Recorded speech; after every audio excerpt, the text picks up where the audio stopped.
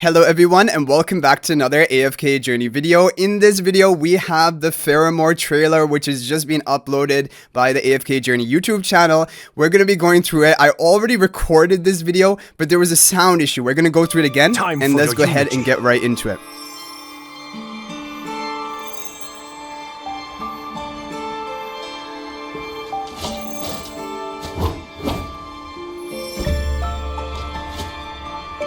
Okay, so as a brief preview, we have A-level Faramor, Rogue class, Wilder faction, Magic Circle, True Damage, AoE Stun, Single Target Buff. Keep those ability, recap in mind.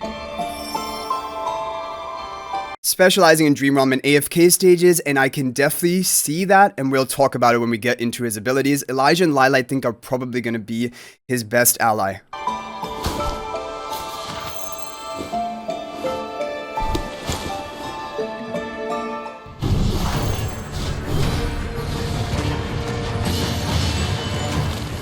Okay, so Faramor's ultimate ability, Sanctified Circle. He will use his energy when he's at full energy, casting this ability, and then to maintain his circle, as you see is centered around the Odie here, it is going to cost him energy per second in order to maintain it.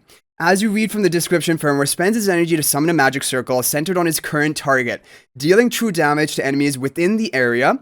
All enemies. As long as the circle is active, Faramor continues to consume energy every second to sustain it, kind of like Shakira's ultimate ability. But one thing to keep in mind, this circle is not movable. It will be located centered on the enemy who he is targeting, but if that enemy moves out of the circle will remain on that piece of land. Enemies inside the circle cannot heal, and will take a base amount of true damage plus extra true damage equal to a percentage of their lost health. So true damage ticking per second on these enemies. The circle will disappear immediately if no enemies remain within it for a certain period of time. That is important, and we get a preview of that after this.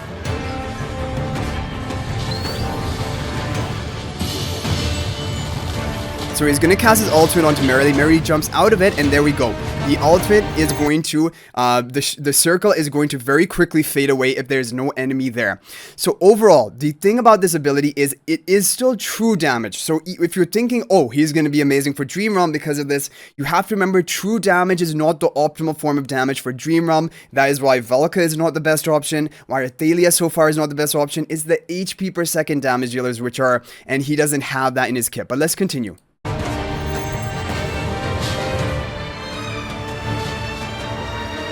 Okay, so we have his Glory's Embrace skill. What this will do is he will place his sword on his chest and begins to pray, gaining a shield for himself while empowering his sword with divine strength to deal damage to a single target.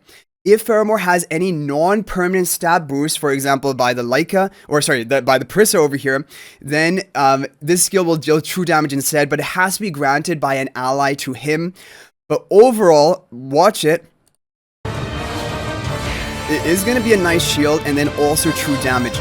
This has uses for PvP, mainly the shielding. For a Dream Realm, being able to deal true damage is nice on one of his abilities as well. Okay, so, but we'll continue because it does not stop there with that ability, but you'll see later on. Okay, so we have his buffing ability, Sacred Pledge. And as you see from how Iron was being moved around here, it is only going to be onto an adjacent ally. And when they have to be within one tile of Faramor, number one. Number two, as you read from the skill description, it will prioritize allies placed behind Faramor compared to those placed in front. Okay, so Faramor selects an allied hero to bless for the upcoming fight. This is during battle preparation. Prioritizing those placed behind him. When used actively, this skill boosts the attack of both Faramor and the hero he blesses. Faramor automatically reapplies the buff when it expires.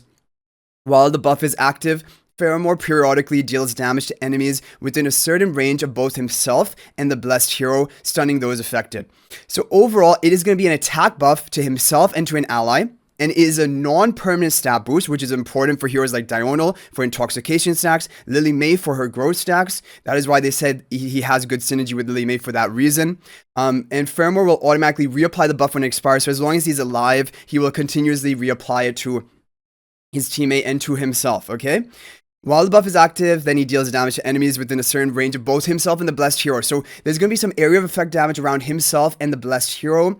And also there will be a stun effect onto those affected with this damage, which is nice. It can even protect one of your backline heroes from enemies jumping onto them. So overall, very nice ability. It will depend how much is his attack buff actually going to be. That will be important. So you're seeing it active on the Iron here. Okay, now we have the exclusive skill of Faramor. Bitter Requiem exclusive skill. While the magic circle is active, which he gets by casting his ultimate, Faramor's normal attacks are replaced by Glory's Embrace. Yes, his normal attacks will be replaced by a skill, which I'm sure has a way higher multiplier than like your normal attack of 100%. And do you remember what that skill does? If you have non-permanent stat buffs on you, you're going to be hitting true damage each time with that skill. And your normal attacks are now going to be doing that skill, hitting true damage, and this can be boosted by your attack speed, your haste. You know, like Elijah and Lila, they're going to give haste to Faramor.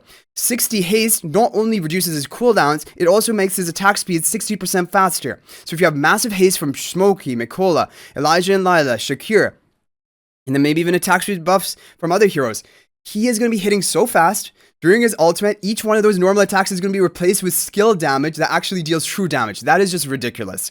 Like, the fact that he will have normal attacks dealing the damage of skill damage, it will depend on that multiplier. But imagine if it's like a 300% attack multiplier and hitting it for true damage, that is ridiculous. And then that definitely has a lot of applications for PvP, AFK stages, even Dream Realm potentially.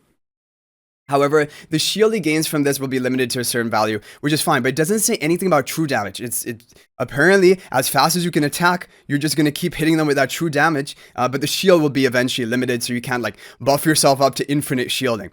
Additionally, whenever Faramor's allies deal damage to an enemy affected by the circle, they deal extra true damage equal to a portion of the ally's attack. Each ally can trigger this extra damage once per specified time period.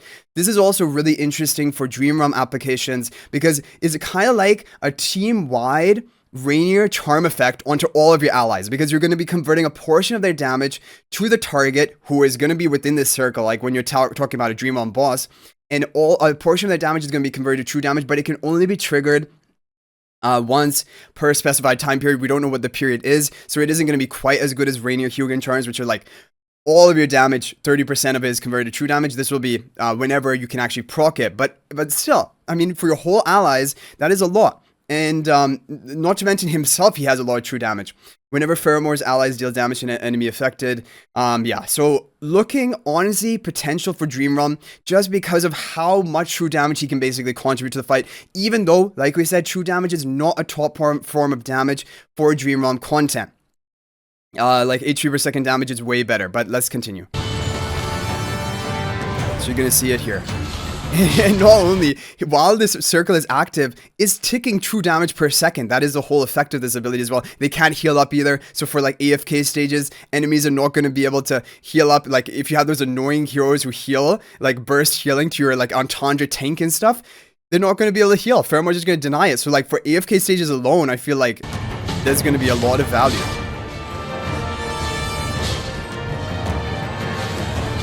Oh, wait. Each time he's attacking, he's doing the animation as well. So I wonder if that slows things down. Like, let's say he has massive haste, massive attack speed. Is he going to be, like, cycling through these animations, like, praying, hitting? Because you see, like, it's kind of slow here. It's like, praying, hitting. Like that is not a normal attack. Like, maybe I don't know. Like, I would think attack speed would be able to ramp up the casting time of that. But I just don't know. Anyway, okay, so now we have a kind of a recap, Hero Spotlight. Faramor summons Magic Circle, continues to deal 3 damage, prevents enemy HP recovery. Okay. Faramor's Magic Circle and Blessings grant him various ways to deal true damage to enemies, like him each normal attack hitting for his ability. Single target buff, and if this is a high attack buff, that's huge value for Dream Realm as well. Like, you know how valuable Sonya is, right? AoE stun, Faramor periodically deals damage to enemies within range of him, and the blessed ally stunning the affected enemies. Okay, Team Synergy. So for Team Synergy, they're saying Elijah, Lily May, and Rowan. Now, the reason they're saying Rowan is probably for AFK stages, the fact that he can keep boosting up the energy of Faramor to basically permanently have his circle active. There's value of that, definitely. Elijah and Lila, they are going to give him not only energy recovery potentially, but they're also going to be giving him haste to have like faster cooldowns of his skills and also faster attack speed. And then Lily May can get the buff. Like, look, you're seeing Faramor is buffing up Lily May here, and that's going to give her a non-permanent stat buff, giving her an immediate growth stack. So that makes sense. However, I honestly don't think it's going to be enough to make Lily May meta in Dream Realm again, most likely, but it will be better than before. It shall be better than before with Faramor, but other heroes will also be better than before. It will even cause, like, you know, your Frestos, your HP, everyone's going to just be dealing true damage now, along with whatever other forms of damage they have. So this for AFK stages, yeah. If you can group up enemies with Iron and prevent them from healing, think about the value of that, because I'm here. A lot of the annoying thing in AFK stages is that healing. So let's just hear what Faramor said. I'm here. I'm here, he said something. Don't worry. I'm here. Yeah, guys, don't worry. Faramor is here to carry you.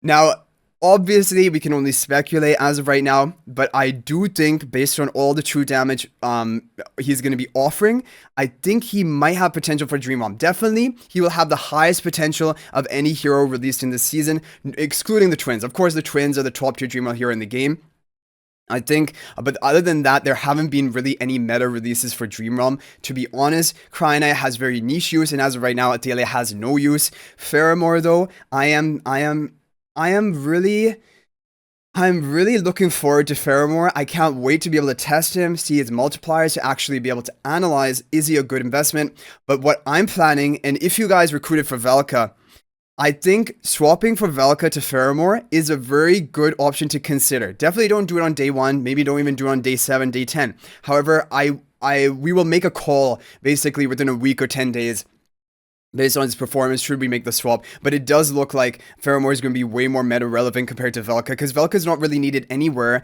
and probably for Ravaged Realms she'll be needed, but like that is only a very minor point of this game. Like, if Faramor can be good for AFK stages, if he can even be good for some Dream Realm teams, then that's already a must-have, right? And for PvP, I'm thinking he's looking promising as well. So overall, I'm a fan of the Wolf. I think honestly, he is the most exciting hero to be released from the raid up banners this season so far. I know Siren is amazing as well, and I do like him, but Faramor has a potential for Dream Realm, and I like that a lot more. Even though Siren is being used in Plague Creeper, generally speaking, Siren is not a good Dream Realm hero, whereas Faramor, I'm hoping that he is, but we'll have to wait and see for the testing. Also for PvP, being able to give Diurnal Intoxication stacks, block enemy HP recovery who are within the circle, and then himself being able to shield himself rapidly and also deal true damage. I'm liking him. And also, Wild is really strong this season, but like future season we don't know. But I feel like he's very promising. Now, one thing to keep in mind, he's coming April 3rd, by the way. That's what it says here, if you can't see it behind my head. And for VN server, probably April 1st. So then we can definitely begin testing. But what my recommendation is, we're going to get the collab heroes May 1st on global. We're going to get Shamira end of this month. We're going to get Faramor April 3rd. Basically, we're going to need a lot of resources in the upcoming month. And so be very careful about using a lot of your resources for a new hero. Try to use as minimal resources as possible from now until the collab heroes are out, so we can get a good idea of everything.